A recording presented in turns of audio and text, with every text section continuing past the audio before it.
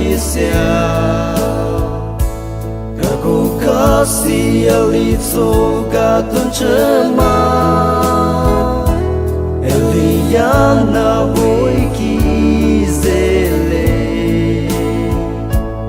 Evanet son kilo dayan dayala Dambami mata liu Imashilo anzangyo no champang Imashilo joevan Exoli magamisia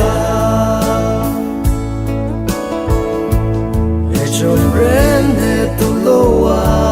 vanchochi Hazara lo liamboko Cholia igranong rana jongo Otio rengi kuilo pangkamesia Nabami mata liu Nimashilo anzangyo no champang Nimashilo joevan Exon lima kamisia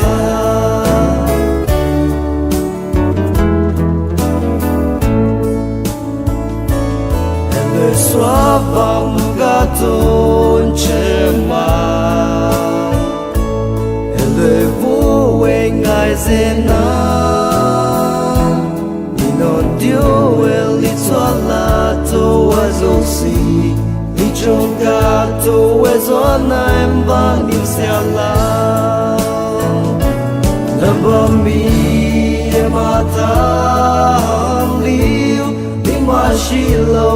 anzangyo no champang